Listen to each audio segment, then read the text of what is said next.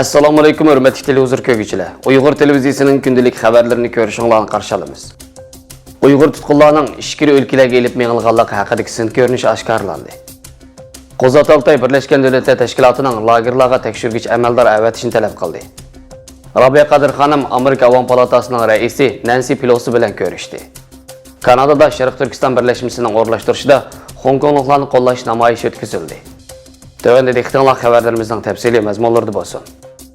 600-dən artıq Uyğur tutqununun Xitay saqçılarının qattiq nazarəti ostida Korli G'arbiy vokzalidan maxsus poyezd bilan Xitay өлkəlariga yetkazsin ko'rinishi oshkorlandi.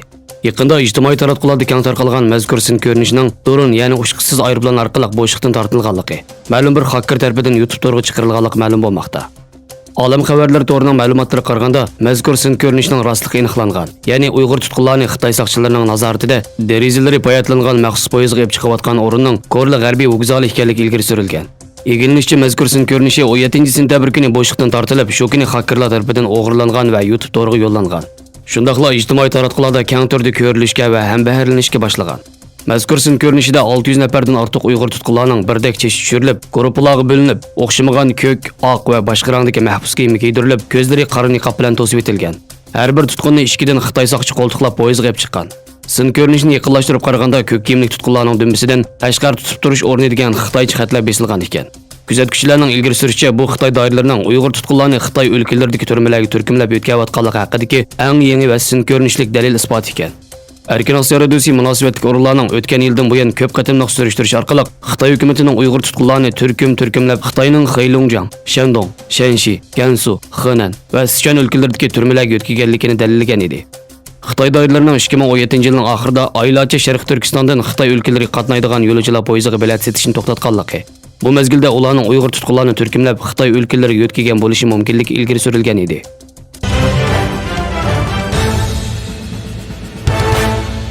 Amerikadagi Uyg'ur egilik tiklaguvchilar to'g'rining qo'rg'uvchisi Qo'zg'at Altay 18-sentabr kuni Birlashgan Davlatlar Tashkiloti kishilik huquq kengashida so'z qilib, Birlashgan Davlatlar Tashkilotini Sharq Turkistondagi lagerlarni tekshiruvchi maxsus amaldor tayinlashga chaqirdi.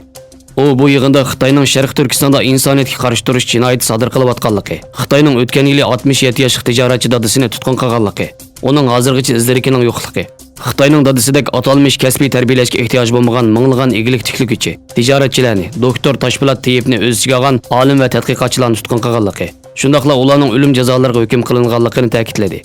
U yana Xitoyning Uyg'urlarni qonuniy rasmiyatsiz tutqun qilib, atalmış qayta tarbiyalash lagerlariga yo'llaganligi, ishonchlik dokladlarga asoslanganda 2 milliondan ortiq kishining bu g'ayri rasmiy jazo lagerlarida tutib turilayotganligini, hozir Xitoyning ichki siyosatining yer shari miqyosida kishilik huquq va tinchlikqa og'ir daxl yetkazayotganligini, navbatda dunyoning har qaysi joylaridagi Uyg'ur oilalari bilan aloqa qilolmay, oilasi bilan aloqasining butunlay uzilganligini, Xitoyning zo'ravonligidan qo'rqib, ularga telefon qilolmayotganligini ta'kidlab, so'zining oxirida Sharq Turkistonning yer sharidagi eng cho'ng usti ochiq turmaga aylanganligi, Birlashgan Davlatlar Tashkilotining bu lagerlarni tekshiruvchi alohida amaldor tayinlashini talab qilganligini bildirib, Birlashgan Davlatlar Tashkiloti deydiganim Xitoydagi bu jazo lagerlarini qanday qiladi?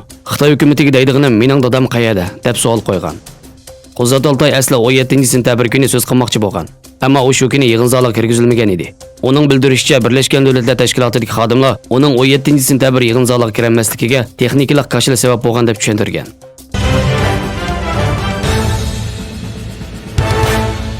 Dünya Uyg'ur qurultiyining sobiq raisi, Uyg'ur xalqaro kishilik huquq va demokratiya fondining qo'rg'uvchisi Robiya Qadir xonim 19-sentabr kuni Amerika Davlat Majlisida Avom palatasining raisi Nancy Pelosi xonim bilan ko'rishib, Uyg'urlarning navbatdagi vaziyati va o'zining hozirgacha izlariga bo'lmagan oila a'zolarining ahvoli haqida suhbat olib bordi. Nancy Pelosi xonim 19-sentabr kuni o'zining Twitter hisobida Robiya Qadir xonim bilan tushgan rasmini ham bahrlab, bugun Amerika Davlat Majlisida qadrli do'stim, faoliyatchi va rahbar Robiya Qadirni Uyg'ur xalqining nomida kutib olib, uning izlariga bo'lmagan oila a'zolarining ahvoli va Uyg'ur xalqi duch kelayotgan vaziyat haqida muzokaralarda bo'lganligimdan faxrlanaman deb yozgan. Amerikaning siyosiy sahnasidagi muhim shaxs bo'lgan Nancy Pelosi xonimning Uyg'ur kishilik huquq siyosati qonun loyihasining Avom palatadagi nusxasi ovozga qo'yilishini kutib turgan bir mezgilda Robiya Qadir xonim bilan ko'rishishi alohida diqqat qo'zg'adi. Nancy Pelosi xonim Uyg'ur kishilik huquq siyosati qonun loyihasiga imzo qo'yib, uni aktiv qo'llayotgan Avom palata a'zolarining biri.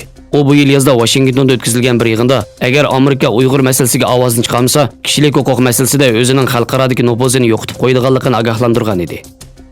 Mazkur qonun loyihasining yana bir nusxasi buningdan bir qancha kun avval Kengash palatasida ma'qullangan edi. Qonun loyihasining Kengash palatasida ma'qullanishi bilan kishilarning diqqati Avom palatasiga burilgan. İkkilen ko'rishganda qonun loyihasining kun tartibga kelmaganligi ma'lum emas. Kengash palatasi mazkur qonun loyihasini ma'qullagandan keyin kishilik huquq tashkilotlari va Kengash palatasining ba'zi a'zolari qonun loyihasining Avom palatasida tezroq ma'qullanishini talab qilgan edi.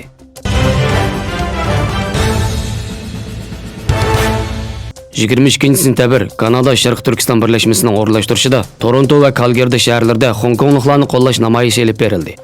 Namoyishga Xitoy Demokratikchilari tashkiloti, Erkin Tibet tashkiloti, Bir Erkin Dunyo tashkiloti va Falun Gong qatorliq tashkilotlarning ishtiroki bilan namoyish olib berildi. Namoyishga 200 dan ortiq Tibet, Hong Kongliklar va Uyg'ur qatnashgan bo'lib, namoyish nihoyat o'ngishli qilib berilgan. Namoyishda Kanada Sharq Turkiston birlashmasining bosh kotibi E'tibor Artish so'z qilib, Xitoyning Sharq Turkistonda olib berayotgan irqiy qirg'inchilik va milliy kimlikni yo'q qilish siyosatini nihoyat obrazli yo'ritib berdi. Shuning bilan bir vaqtda Xitoyga qarshi bu namoyishning 27 sentabr, 29 sentabr, 1 oktyabr bo'lib 3 kun davomlashadiganligini bildirdi. Xabarlarimizni ko'ringlar, rahmat. Ko'rishguncha omon bo'linglar. Xayr xo'sh. Allohga omonat.